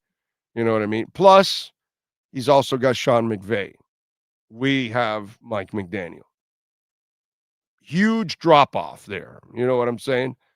And that also, Shane Steichen, Mike McDaniel, huge drop off there. You know what I'm saying? Just kind of, unfortunately, in Minnesota, they don't have the quarterback right now because, I don't know. Did you ever buy J.J. McCarthy? I never bought J.J. McCarthy coming out of Michigan. To me, he looked like just a guy, and he's looking like just a guy now at this point. But I do love their guy there, their head coach, Kevin O'Connell. Yeah, he's fantastic. Okay, it's just they picked the wrong quarterback there. They screwed up there. You know what I'm saying? Who knows? But just crazy, man. Crazy to see that the statue quarterback is still. You can still win plenty of games. You can still win a conference championship. You can still win a Super Bowl. You always have, because they're the ones that end up winning it more often than not. The guys that can make a living from the pocket. And see, I don't mind if my quarterback can run, but I want a quarterback, if he can run, that's great. But I want him to be able to make a living from the pocket, because there are days you're not going to be able to run. And those are the days you got to make a living from the pocket. So to me, that's when a real quarterback is a quarterback. If he has to run in order to be an effective quarterback, he's not a real quarterback. That's just kind of the way I see it. If you cannot live in the pocket full time, you're not a really good quarterback in my book. You're just not. If you need your legs in order to be effective, then that tells me you lack the passing skills in the pocket on a consistent basis. You can do it, but you can't do it consistently. And that's a problem. So just the Matt Stafford thing, it's a pretty cool story, overall. What else do we have here? D. Wolverine, thank you for the love on the super chat. He says Tua could thrive with the Vikings and the Rams. For sure, Tua would thrive with the Vikings, the Rams, the Eagles. Oh, my God, yes. Definitely. Of course he would thrive. They've got real coaches, offensive lines, and running games. That's exactly what you need. Yeah, no doubt about it. I'm with you. We just never have that here. We never have the right head coach. We never have an offensive line. We haven't had one since the 70s. And when I say offensive line, I'm talking 5 guys. Oh, yeah, little 5 guys right now. Yeah, baby. Yeah. Andrew Van Ginkel is having an unlucky year this year. Very interesting. Now, you brought that up, Edward Thurston Howe. Let's go over some of this stuff now. Oh, my God, Chris Greer didn't re-sign Christian Wilkins. Injured and released. How was that not signing? It turned out pretty good, right? Rob Hunt. He had a monster first year under that big contract, and now he hasn't played. Torn tricep. Pretty good so far, huh? Andrew Van Ginkel. Big year last year. 11.5 sacks. All kinds of stuff. MVP, all that. This year, injured, 3 sacks on the entire season, has played 6 games or 7 games or something like that. So is that deal still turning out to be great? Not yet so far, right? Now all of a sudden we got to pump the brakes on it. And I don't know, but there was like a host that told you that they were afraid of Van Ginkel because he was approaching 29. He had a Liz Frank injury, that he was also banged up constantly, and they were afraid that he was going to start to develop a whole bunch of injuries. And so last year he played like a madman, and this year he's been injured. So it'll be very interesting to see after this down year what Van Ginkel does next year. Because if he goes and has another injured year and all of that, all of a sudden, the move you thought was a bad move doesn't turn out to be that bad of a move, because you would have given the money and then he doesn't live up to it. You would have given the money to Rob Hunt and he doesn't live up to it. You would have given the money to Christian Wilkins and he doesn't live up to it. Just saying. Just saying. It's kind of interesting how it's, it's a development worth watching. That's all. Okay? Just a development worth watching, because we react one way and then look how things have changed. It's weird. Sean, why don't we give them a trip around Canesware here? By the way, 87.8 right now, Bitcoin. So trying to climb here. We'll see if it gets going. All right, and we'll give you a little tour of what's it called? Canesware. For those of you who don't forget, use our code BIG010. You will get 10% off. And we'll get you hooked up here and we'll show you a little something here. What else do we have talking about? By the way, it's nice to see Darren Waller will start practicing now. That'll be good to get him in there. And then Austin Jackson also, maybe he gets into the lineup this week or next week. Would be really, really nice. That would be pretty awesome. And we talked about this earlier. I'd like to put Larry Borum in the what's it called, in the guard spot. That's what I would like to do personally for me. I would put Borum in there. So now let's give me 15 seconds. And we will show you a little bit of what's it called? A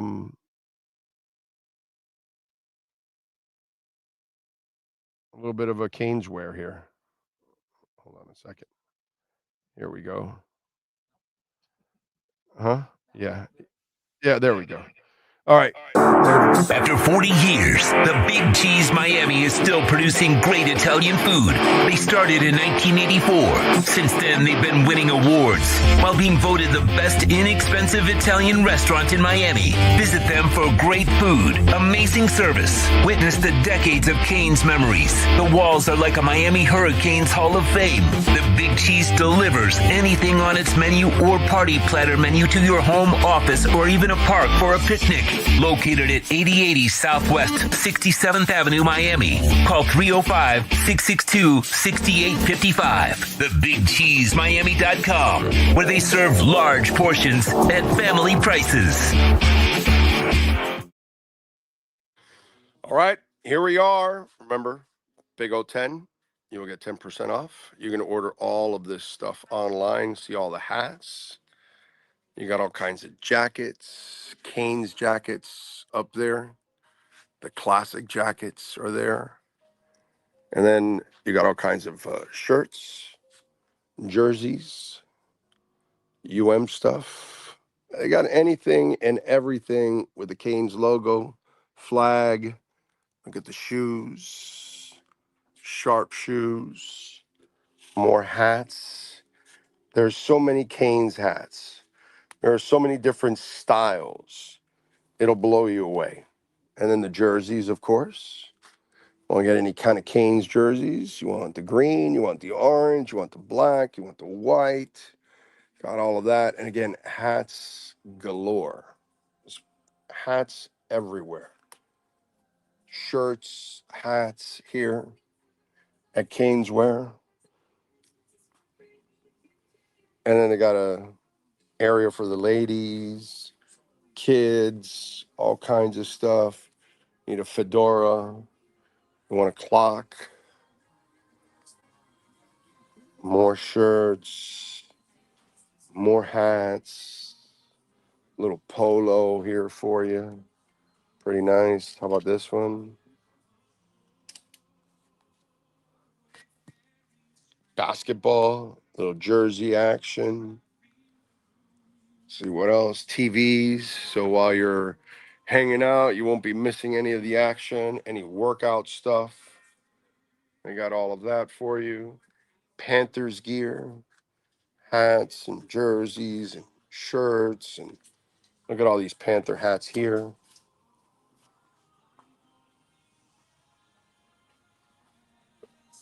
There you go. You want more women's apparel for the Panthers. Also for the ladies, a little Dolphins action. See?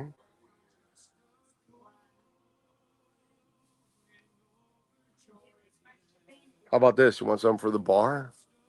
Check that out. Marlins, Inter, Heat, Panthers, some flags, hurricane warning, all kinds of stuff. Babies, you want to start them off early. You want to make them Panthers fans. Although I got to say, if you make your kid a Dolphins fan early on, shouldn't we send you to child services? Isn't that like cruel and unusual punishment to make a kid a Dolphins fan?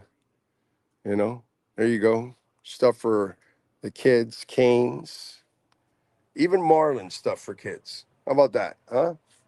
Even the sorry Marlins, they've got stuff here for them. It's amazing. You guys need some cups? It's everything. You can get all kinds of stuff. Want a goalie, a little goalie hat? There's a bobblehead right there, Sergei Bobrovsky. Come on, man.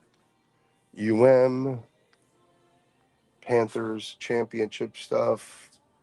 All there. There's a classic Dolphins rug with the old logo on it. And then look up here on the wall. More stuff for your bar. Canes logos.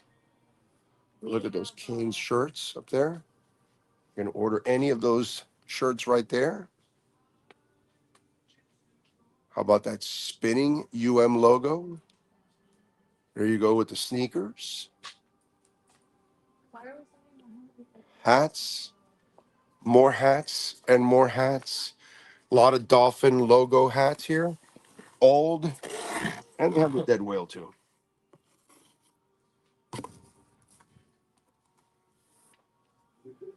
Although I say bail on the whale.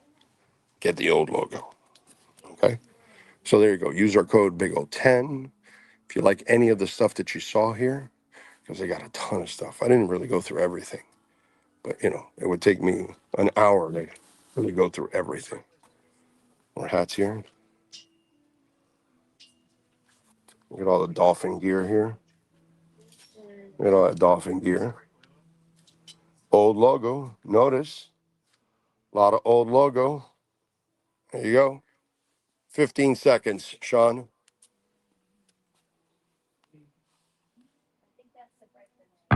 There's just one place to celebrate a happy new model year. Acura of Pembroke Pines. Drive away in a new CVX. Only $459 a month at Acura of Pembroke Pines, the #1 volume Acura dealer. All right.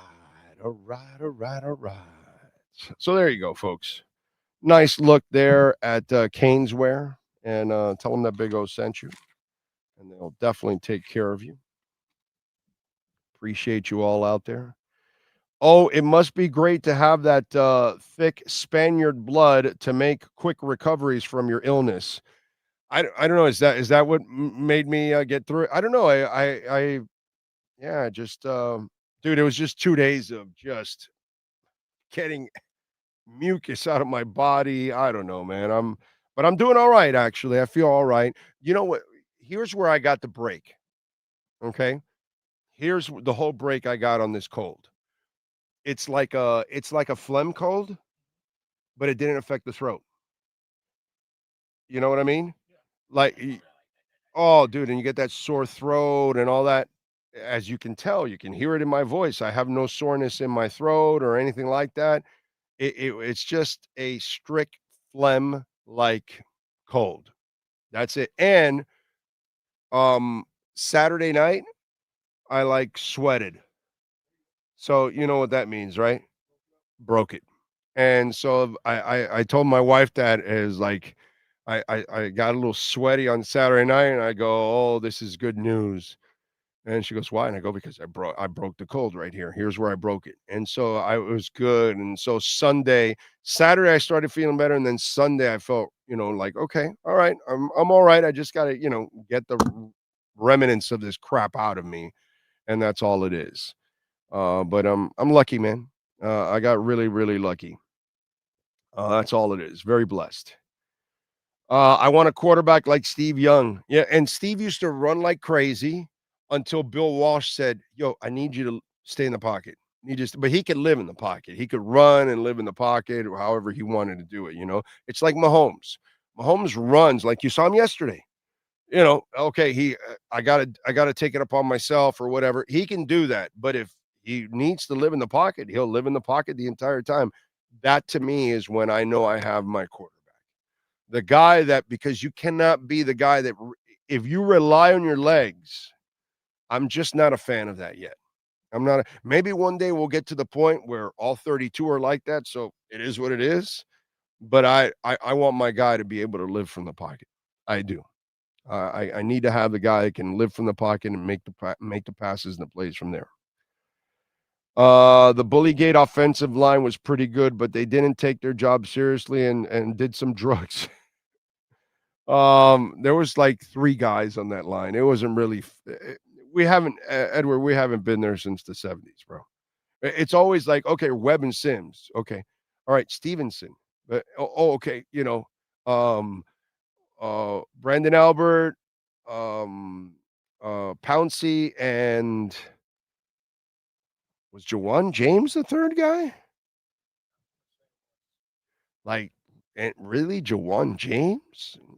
Yeah, that's like, I think Omar gave it the unicorn line or whatever. Your standards are really low at that point. You know what I'm saying? The Dolphins offensive line of the early 70s was a freak of nature, not likely to be seen again. Right. Huh? The unicorn line was Brandon Albert, Laramie Tunsil, Mike Pouncey, German Bushrod, and Juwan James. Yeah, not really. I mean, there are a couple good ones in there, but not really a dominant line. But considering what we've had, that was one of our better lines. Yes. Yeah, and still with that, it wasn't a dominant line and all that kind of stuff. It had its moments because you have a couple good players on it, but it's not really a dominant line. It is what it is. CMOS Sports World, Messi moving on, and Whitecaps FC moving on, NYCFC. Listen, man, I'm just glad they won that game. I was really, really nervous about that game. And listen, they got to win. They're paying that team a lot of money. I got to give the coach a lot of credit. I have not been impressed with him, but the move to put Silvetti in there and keep Suarez on the bench, that changed everything. Okay? That was awesome. We were more athletic at that point. They were slower with Suarez out there because you have Busquets and you have Suarez. You can't have too many of the old legs, unfortunately. And that was a really good move, dude. I got to give him a lot of credit there. And I like their chances this week more than I did on Sunday. So I like our chances against NYCFC way better than Cincinnati. Did you watch the game? Dude, it looked like to me like as the game went on, Cincinnati like choked more and more and more. Like they got tighter. Like they had several chances to score on us. They were just skying the ball.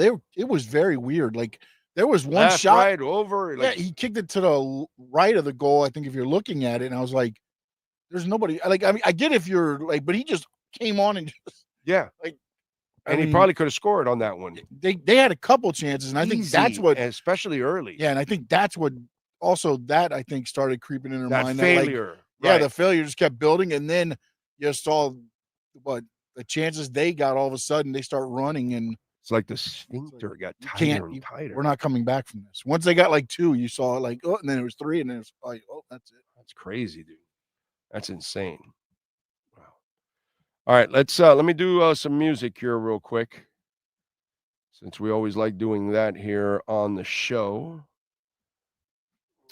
Let's go over a little bit of what happened today in music history. All right, let's start off with musicians born on the 24th of November. We start off with Don Robinson from En Vogue, born in 1966 on this date. Tony Rumbala, guitarist with Godsmack, lead guitarist, born in 64. John Squire, guitarist for the Stone Roses, born in 62. Gary Stoneage, bass guitarist with Big Audio Dynamite. Let's see who else. Chris Hayes, guitarist with Huey Lewis and the News, born in 57. Terry Lewis, R&B songwriter, record producer, and of course, Team Jimmy Jam and Terry Lewis, yada, yada, yada. Anybody that knows, worked with a ton of people. Here we go. You ready? Terry Lewis has worked with Lionel Richie, TLC, Michael Jackson, Aretha Franklin, Boyz II Men, Usher, Chaka Khan, Mariah Carey, Prince, Bryan Adams, Snoop Dogg, Spice Girls, George Michael, Rod Stewart, Gwen Stefani, Jimmy Jam, and Terry Lewis. They're kind of talented. Okay. If you don't know, you don't know. But if you know, you know. In 55, one of my favorite drummers of all time, Clem Burke from Blondie. We just lost him on April 7th this year. He died of cancer, unfortunately, at the age of 70.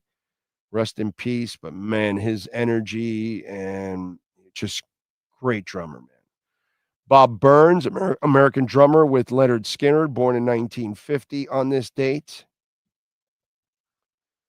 Let's see who else is celebrating a birthday today.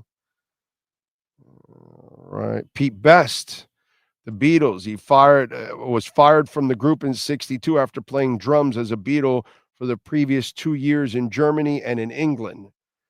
Born in 41. Jim Yester, guitarist with the Association, born in 1939. And that is it for musicians. Now let's go with famous people.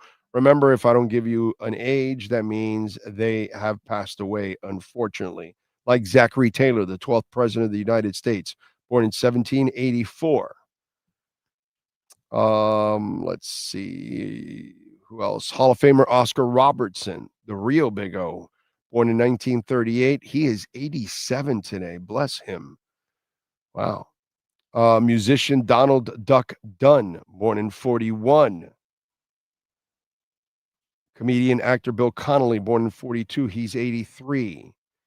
Basketball Hall of Fame member and former mayor of Detroit, Dave Bing, born in 43. He's 82. Why do they have a serial killer on this list?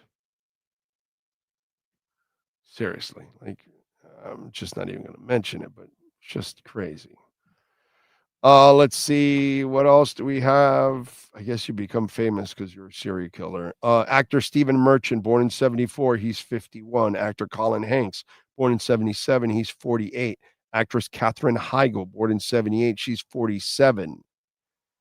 And that is it. Sean Stanley, do you have wrestlers? Yes, sir, we do. Anthony Ogogo turns 37. Ashanti Adonis, he's 33. Sumi Saki is 54. Velvet McIntyre turns 63.